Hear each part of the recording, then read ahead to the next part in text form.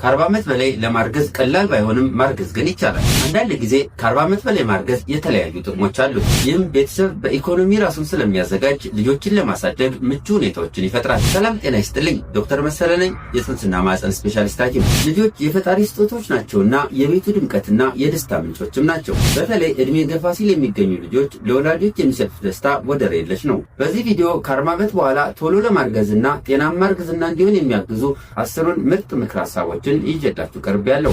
ይህንን ቪዲዮ ላይክ እና ሼር በማድረግ ጀምሩ። እንዲሁም ቻናሉን ሰብስክራይብ ማድረግዎን አይርሱ። ከ40 ዓመት በኋላ ቶሎ ለማርገዝና ጤናማ እርግዝና እንዲሆን የሚያደርጉ 10 ምርጥ ምክር ሀሳቦች ምን ናቸው? አንዲት እናት ከ40 ዓመት በኋላ ለማርገዝ በምታቀድበት ጊዜ እርግዝናው ጤናማ እንዲሆንና እንዲሁም ቶሎ እንድታረግዝ የሚረዱ 10 ምርጥ የምክር ሀሳቦችን የምናይ ይሆናል።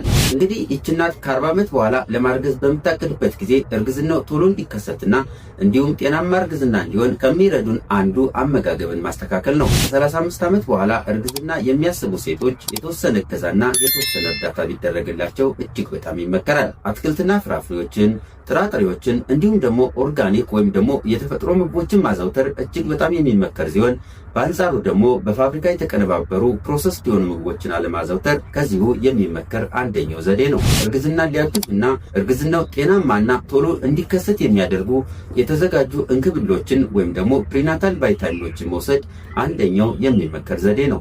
ስለሆነም አንዲት እናት የምትወስዳቸውን እንክብሎች እንደ ፎሊክ አሲድ፣ ኦሜጋ 3 እና ሌሎች ወሳኝ ንጥረ ነገሮች መኖራቸውን ማረጋገጥ ይኖርባታል።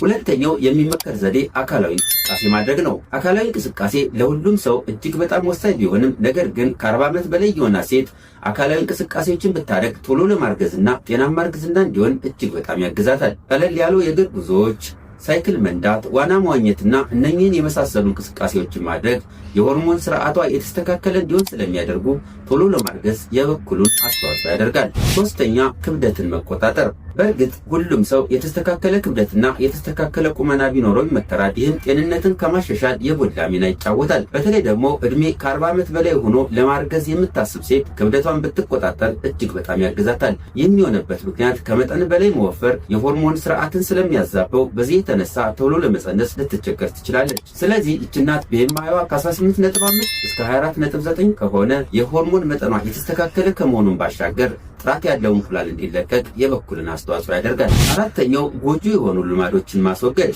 የተለያዩ ጎጂ ልማዶችን ማስወገድ ቶሎ ለማርገዝም ሆነ ጤናማ እርግዝና እንዲኖር በቀጥታ ምን በተዘዋዋሪ ያግዛሉ። ሲጋራ አለማጨስ፣ አልኮል አለመጠጣት፣ የካፊን አጠቃቀምን ማስተካከልና ሌሎች ጎጂ የሆኑ ልማዶችን ማስወገድ ቶሎ ለማርገዝና ጤናማ እርግዝና እንዲሆን የበኩላቸውን አስተዋጽኦ ያደርጋሉ። አምስተኛ ጭንቀትን ማስወገድ ወይም ደግሞ መቀነስ። የሴት ልጅ የወር አበባ ዑደት ለተለያዩ ነገሮች ተጋላጭ ሲሆን ከነኚህም አንዱ ለጭንቀት እጅግ በጣም ተጋላጭ ነው። ጭንቀት በሚኖርበት ጊዜ የሆርሞን ስርዓትን ስለሚያዛባ በዚህም የተነሳ ኦቭዩሌሽኑን ፕሪዲክት ለማድረግ ስለሚያስቸግር ይህም የሚያረግዙበትን ጊዜ ለማወቅ ወይም ደግሞ ለመተንበይ ስለሚያስቸግር እርግዝና እንዳይፈጠር የራሱን የሆነ አስተዋጽኦ ሊያደርግ ይችላል። በዚህም የተነሳ ከ40 ዓመት በላይ የሆነች ሴት ለማርገዝ በምታስብበት ጊዜ ጭንቀትን የሚቀንስ ዘዴዎችን ብትከተል እጅግ በጣም ያግዛታል። ለምሳሌ ሜዲቴሽን ወይም ደግሞ መመሰጥ፣ የዮጋ አይነት የስፖርት አይነቶችን መስራት እንዲሁም ደግሞ ተፈጥሯዊ በሆኑ ነገሮች ላይ ጊዜዋን ማሳለፍ እጅግ በጣም ያግዛታል። ተፈጥሯዊ የሆኑ ነገሮች ላይ ጊዜዋን በምታሳልፍበት ጊዜ ጭንቀቷን በተወሰነ መልኩ ሊቀንሱላት ስለሚችሉ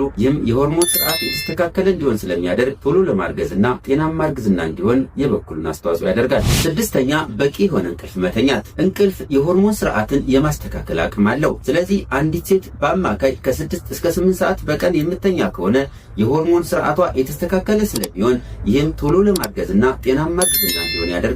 ሰባተኛ እንቁላል የሚለቀቅበትን ጊዜ ማወቅ። እንቁላል የሚለቀቅበትን ጊዜ ለማወቅ የተለያዩ ሜቶዶችን ወይም ደግሞ የተለያዩ ስልቶችን የምንከተል ሲሆን ኦቭዩሌሽን ፕሪዲክተር ኪትስ፣ ካላንደር ሜቶድ፣ ባዛል ቦዲ ቴምፕሬቸር፣ ሰርቫይካል ሙከስ ሞኒተሪንግ እና ፈርቲሊቲ አፕሊኬሽኖችን መጠቀም የምንችል ሲሆን እነኚህን በተመለከተ በሌላ ፕሮግራም ሰፋ ያለ ማብራሪያ ይዤላችሁ ቀርባለሁ። ስምንተኛ ቅድመ እርግዝና ክትትል ማድረግ። በቅድመ እርግዝና ክትትል ወቅት አጠቃላይ የጤና ምርመራ ስለሚደረግ ሌሎች ተጓዳኝ የሕክምና ችግሮች ካሉ ለመለየትና እንዲሁም እርግዝናው ጤናማና የተስተካከለ እንዲሆን የሚያደርጉ አንዳንድ እገዛዎችን ለማድረግ ይህም ቅድመ እርግዝና ማድረግ እጅግ በጣም ይመከራል። እንደ ስኳር፣ የደም ግፊት፣ የታይሮይድና የሌሎች ችግሮች ካሉ በወቅቱ ለመታከምና ይህም እርግዝናውን አሉታዊ ተጽዕኖ እንዳያደርሱ ለማድረግ የቅድመ እርግዝና ክትትል መጀመር እጅግ በጣም ይመከራል። ሌላው የቅድመ እርግዝና ጥቅም ደግሞ እርግዝናው ቶሎ እንዲፋጠንና ጤናማ እርግዝና እንዲሆን ያደርጋል። ዘጠነኛው ኬሚካል ኤክስፖዠሮችን መቀነስ። የተለያዩ የኬሚካል አይነቶች አሉ ሲሆን እነኚህ ኬሚካሎች በቀጥታም ይሁን በተዘዋዋሪ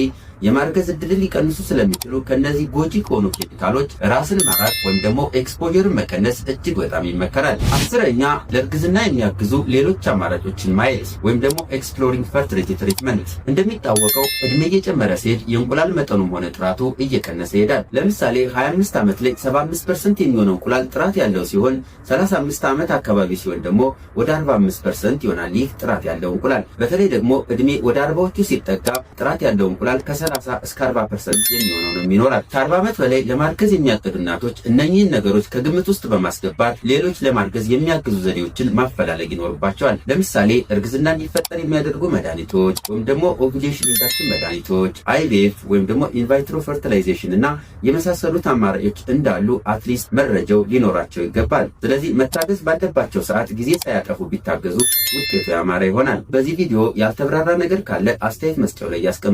ለዛሬ ያዘጋጀሁት ይህንን ይመስላል። በቀጣይ በሌላ ፕሮግራም እስከምንገናኝ ቸር ይሰንብቱ።